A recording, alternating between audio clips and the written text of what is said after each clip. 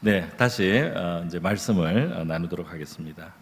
오늘 본문에 보니까, 오늘 본문 말씀에 보니까 예레미야가 하나님께서 주신 말씀이 하나님의 너희를 향해서 평안을 가지고 계시고 또 미래와 희망을 주려고 하는 그런 하나님의 생각이 있다, 이런 말씀을 이제 해주셨어요. 그런데 우리가 이 말씀을 하나님이 주실 때 그 상황을 생각해 보면 사실은 좀 기가 막힌 상황이에요. 왜냐하면 유다 왕국이 멸망했기 때문입니다. 유다 왕국이 멸망을 해서 무너져서 지금 포로로 이스라엘 그 유다 백성들이 포로로 지금 바벨론에 끌려와 있고요. 일부는 본토에 남아 있고 일부는 바벨론에 끌려와서 있는 이런 상태예요. 그러니까 나라가 무너지고 또 성전도 파괴됐습니다. 그래서 모든 것을 잃은 것 같은 그런 시간이었어요. 그런데 예레미야 선지자는 예루살렘에 있으면서 하나님의 말씀을 가지고 지금 그 포로로 끌려가 있는, 바벨론으로 잡혀가 있는 유다 백성들을 향해서 이 말씀을 이제 주고 있는 것입니다. 그 끌려간 사람만 어려운 게 아니고 남아 있는 사람도 이제 자기 나라가 아니에요. 그렇기 때문에 이 본토에서도 고생을 이제 합니다. 어쨌든 그 끌려간 그 백성들에게 있어서 소원이 있다면 빨리 본토로 돌아오는 거겠죠. 그리고 이스라엘 나라가 회복되는 거, 그거를 다 소원을 할 때입니다. 그런데 주님께서는 뭐라고 하셨느냐 하면은 한편은 놀라운 소망이고 한편은 조금 마음에 부담이 되는 말씀을 사실은 주시는 거예요. 양면이 있었어요. 굉장히 이상적으로 바라는 것이면서 동시에 현실적으로 우리에게 하나님이 감수하라고 하시는 그러한 훈계가 있는 말씀이었다 하는 것입니다. 그것이 뭐냐 하면은 이 당시에 이제 거짓 선지자들이 있었어요. 거짓 선지자들은 이 포로로 끌려간 이스라엘 백성들을 향해서 뭐라고 했느냐면 하나님이 금방 너희들을 돌아오게 할 것이다 그랬어요. 금방. 그래서 한 몇 년 안에, 1, 2년 안에, 3년 안에 이렇게 포로에서 돌아오게 되고, 그리고 이스라엘 나라는 다시 잘 될 것이고, 이렇게 금방 회복된다, 이렇게 예언을 해줬는데 그 말이 듣기가 좋았겠습니까? 어떻겠습니까? 듣기가 좋았어요. 많은 사람들이 빨리, 그냥 하루라도 빨리 우리가 회복되기를 바라는 그런 마음으로 있는데, 그런 거짓 선자들은 딱 맞는 말을 해줬습니다. 자, 그런데 하나님은 예레미야를 통해서요, 조금 다른 말씀을 하셨던 거예요. 다른 말씀이 뭐냐면, 포로로 간 너희들은, 이제 앞 위쪽에 보면은 있습니다. 위쪽에 보면은 만군의 여호와 이스라엘 하나님 4절에 보면은 사로잡혀간 포로들에게 이렇게 말씀하신다 그러면서요, 거기에서 있을 기간이 어느 정도 된다는 겁니다. 그렇기 때문에 그냥 내일이면 돌아가겠지, 내년이면 돌아가겠지, 이런 생각으로 너희들이 살아서는 안 되고, 내가 그곳에서 너희들이 70년을 기한이 찼을 때 돌아오게 할 것이기 때문에 너희들은 그곳에서 집을 지어라.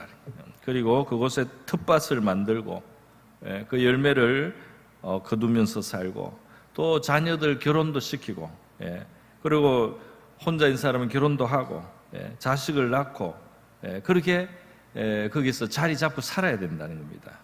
그래서 비록 너희들을 멸망시킨 나라긴 하지만 너희들이 거기에 지금 사니까 거기에 사는 동안에는 그 바벨론 나라의 평안도 구하면서, 그 나라가 문제가 없어야지 너희들이 일단 사니까 그 성읍의 평안도 구하면서 그렇게 기도하면서 그렇게 좀 견뎌야 된다, 이렇게 말씀하신 거예요. 견뎌야 된다.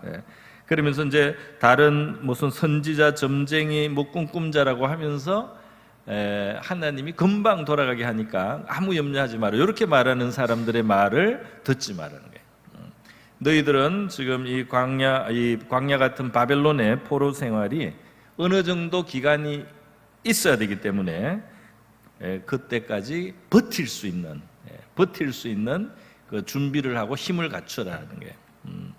그러면서 하나님이 70년이 차면 내가 나의 선한 말을 성취하여 너희로 돌아오게 할 것이다. 이렇게 또 소망의 말씀을 주셨습니다. 자, 이스라엘 백성들은, 유다 백성들은 이 말씀을 듣고 어떻게 반응을 했어야 될까요? 이 말씀은 정말 희망의 말씀입니까? 아니면 이 말씀은 희망을 잃게 하는 말씀입니까? 하나님은 희망을 잃으라고 하신 말씀은 아니겠죠. 우리나라가 일본의 그 강점이 되어가지고 합병이 되고 강점이 되어서 만으로 35년, 횟수로 36년을 일제 치하에 있었잖아요. 그죠? 그 2배예요. 70년은. 상당히 긴 시간 아닙니까? 그러니까 사실은 어떤 사람은 살아생전이 안 돼요. 그러니까 그런 면에서는 이것이 어떤 사람이든 아쉬운 말씀이 될 수가 있겠습니다. 그러나 여러분, 70년이 지나면 반드시 내가 돌아오게 할 것이라는 이 말씀은 희망의 말씀인 줄 믿습니다. 이스라엘에게는 70년의 시간이 필요하다. 그것이 이스라엘을 진정으로 위해서 필요한 시간이다라고 하나님이 이제 말씀을 하시는 것입니다. 그러면 여러분, 70년이 지나서 돌아온다는 것은 그건 뭐 당연한 일입니까? 아니에요. 70년이 지나고 돌아올 수 있다는 것은 기적입니다. 할렐루야. 70년에 그 치러야 될 연단의 시간이에요. 70년을 견뎌야 됩니다. 70년간 정화를 위해서 필요한 거예요. 이스라엘이 몇백 년 동안의 죄가 요 70년으로 하나님이 징계하는 거예요. 그래서 하나님의 자비와 기적이 마침내 그래도 이스라엘을, 유다 백성을 잊어버리지 아니하고 반드시 찾아온다는 이 말씀은 소망의 말씀인 줄로 믿습니다. 70년, 어떤 사람은 자기 생애는 아니겠지만은 그래도 이 70년의 소망을 마음속에 새겨야 된다 하는 것이에요. 그들에게는 쓴 약과 같은 시간인데 약이다는 게, 하나님이 보실 땐 그것이 꼭 필요한 시간이다, 그렇게 보신 것입니다. 그래서 현실을 받아들이고 현실을 적응해서 그 바벨론에서 정착하면서 살도록, 그러니까 이게 어느 정도 뭐라고 해야 되나요? 이거 이 긴 씨름을 해야 된다 말이죠. 이게 마라톤, 장거리 경주와 같기 때문에 지금 막 이렇게 해서 금방 쓰러지면 안 되고 마음을 단단히 가지고 기다리면 비록 그 시간이 길기는 하지만은 그러나 반드시 회복의 날이 온다. 회복이 되는 시간이 올 것이다. 이렇게 말씀을 하셨습니다.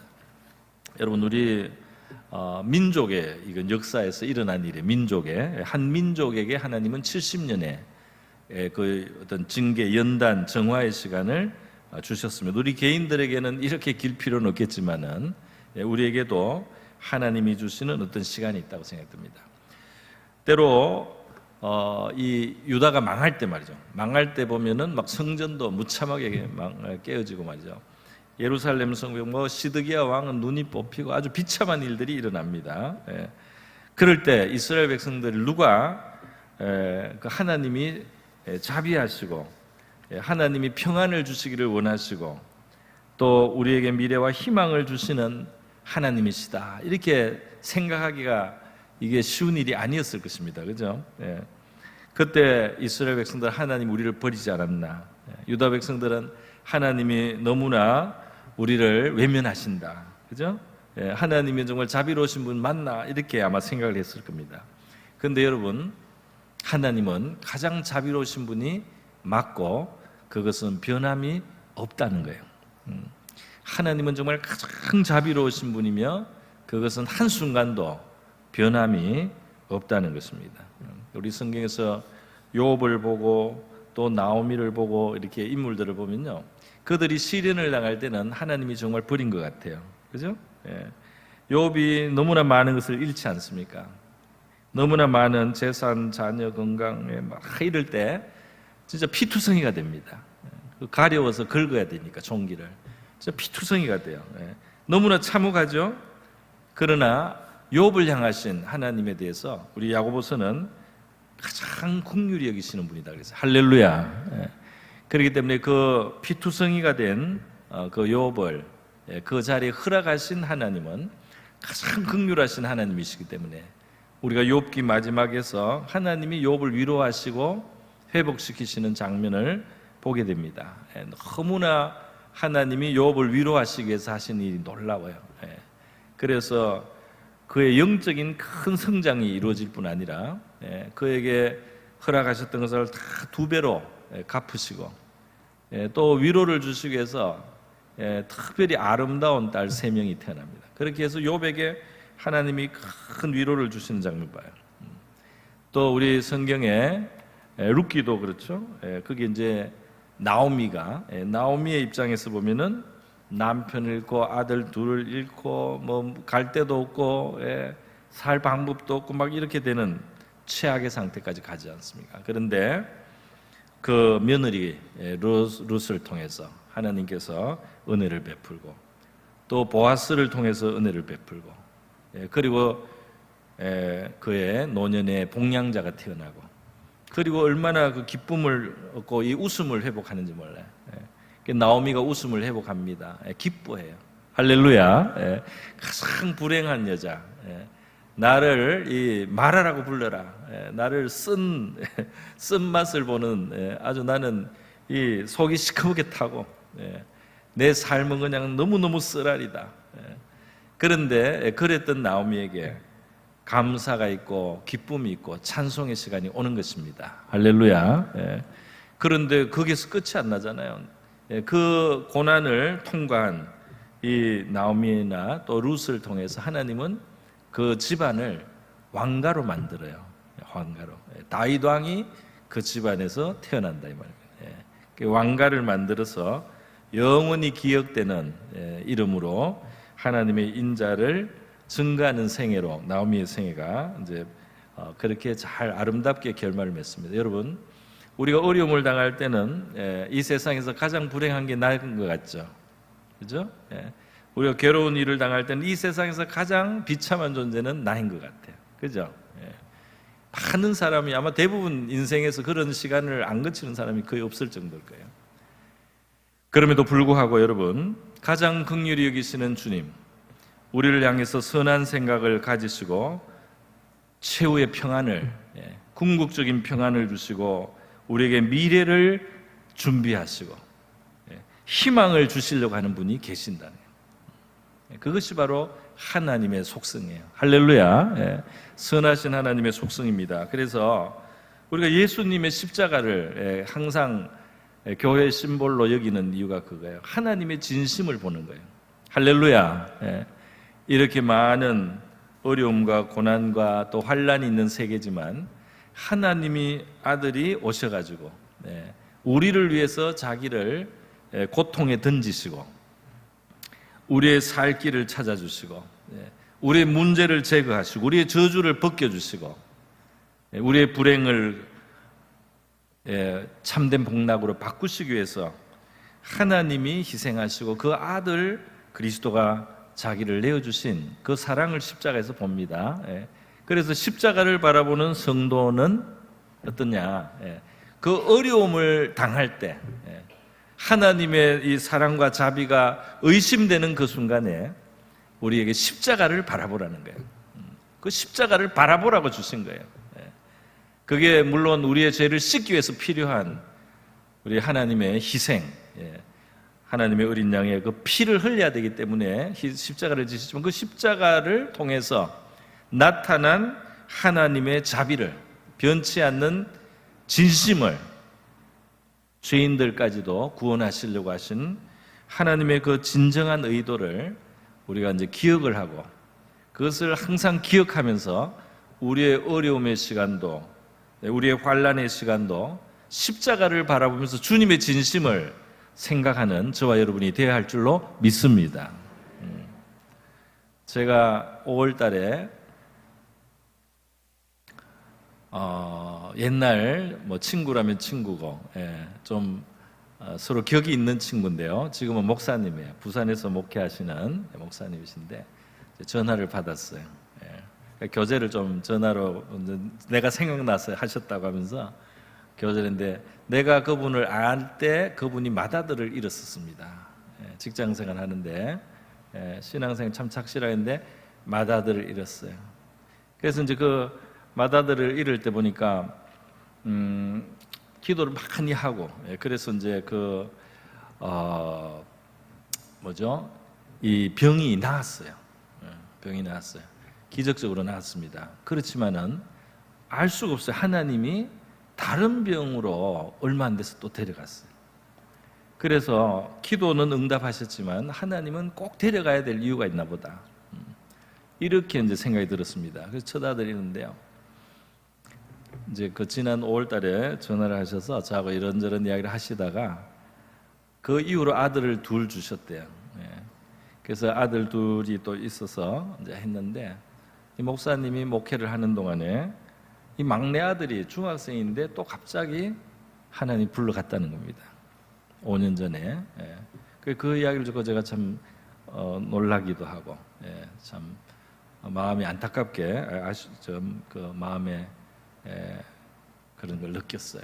그런데 목사님은 이제 그것을 통해서 하나님이 자기가 겪은 그 고통을 통해서 하나님이 어떻게 많은 성도들을 위로하시는지 그런 이야기도 하시고, 그것을 물론 목사님도 소화하는 데 시간이 걸렸지만은 이제 그런 과정을 통해서 하나님이 베푸신 은혜에 대해서 이제 저한테 이야기를 해주셨습니다. 정말 무거운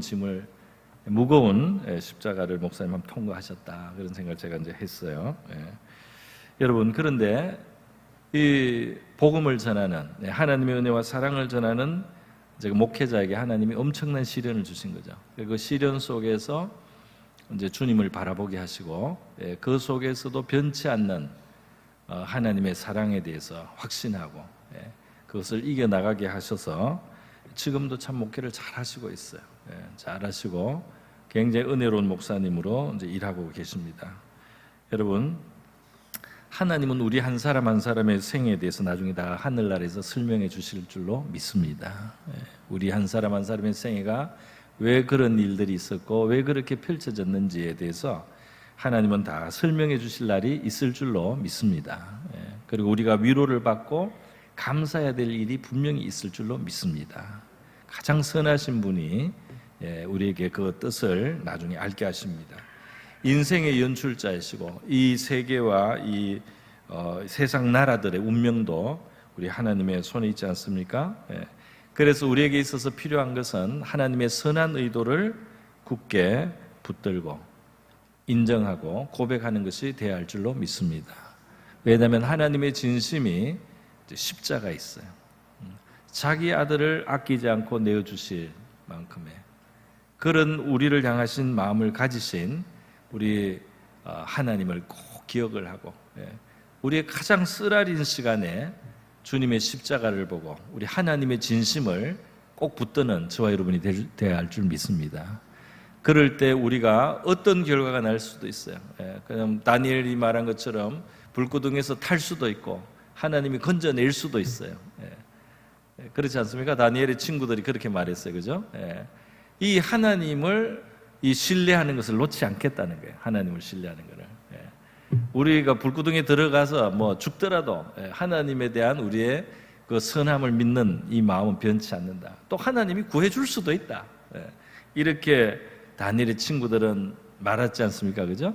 그러면서 우상 숭배를 거절하고 불구덩이에 참 들어가는 길을 택했어요, 사실은. 그런데 하나님이 이제 그들을 이제 건져주셨습니다. 할렐루야.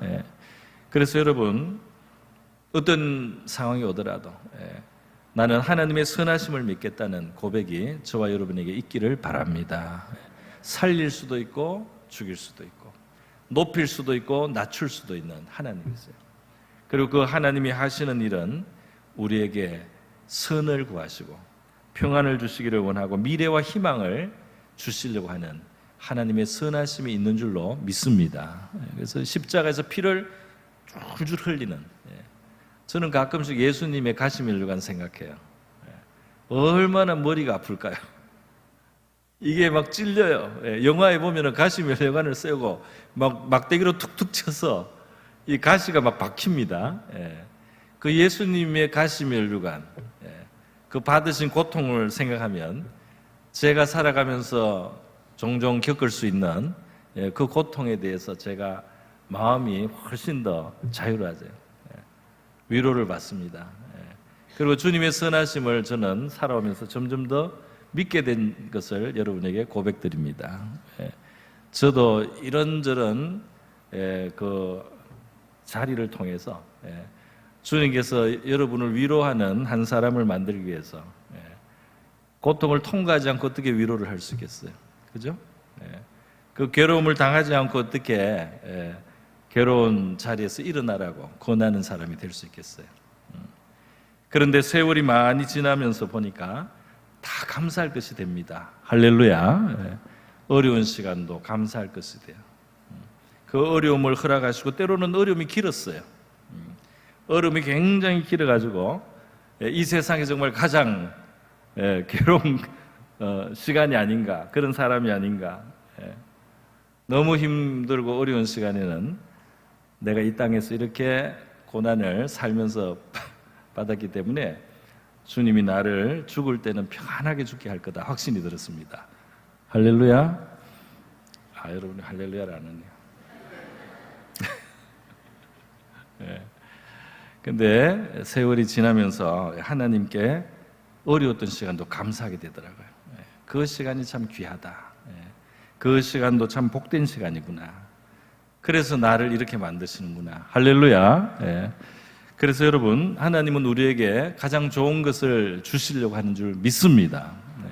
가장 좋은 것을 주시려고 하는 주님이에요. 현실이 때로 가혹하게 보입니다. 그러나 하나님의 의로우심과 지혜에서 나는 것이고요, 하나님의 배려가 그 속에 있습니다. 평안과 미래와 참된 희망을 주시려는 주님. 예레미야 예가 3장 33절에 그렇게 말씀했죠.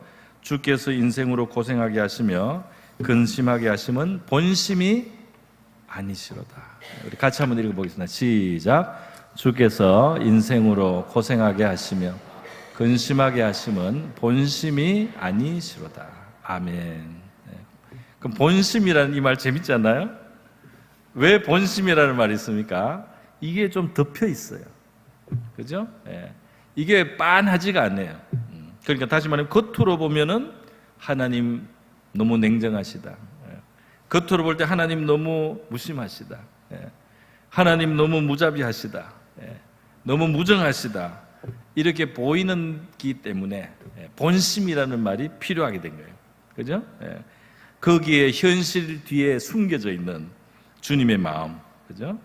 가혹하게 보이는 광야라든지 전쟁터라든지 포로의 자리라든지 그런 고난의 풀무든지 이렇게 보이는 이 어려운 환경 속에 이 하나님의 본심을 사람들이 잊어버리거나 깨닫지 못하거나 외면할 수가 있기 때문에 본심이라는 말을 표현한 것입니다. 여러분, 선이 가득하신 하나님, 우리가 나중에 하나님을 더 계시를 많이 받고 또 뭐 하늘나라에 가도 그랬고요, 이 땅에서 성령님이 우리에게 많은 계시를 주면 하나님의 선하심에 우리가 너무너무 놀랍니다. 그 하나님의 선하심에 우리가 너무너무 놀라게 되는 거예요. 정말 우리가 흉악한 사람들이에요. 하나님의 선하심은 말할 수가 없어요. 이렇게 선하신 하나님을 우리가 어떻게 대했는가, 이런 이 자책과 회개가 일어날 수밖에 없습니다. 그런 선하신 하나님을 지금 우리가 부르고 있다는 것, 그 선하신 하나님께 우리가 나올 수 있다는 것, 우리가 감사해야 될 줄로 믿습니다. 여러분, 포로기 70년이라는 현실이 어렵게 보이지만은 그래서 당장은 아니에요. 그럼에도 불구하고 하나님의 선하신 뜻이 반드시 나타나고 놀라운 구원, 놀라운 회복이 있다.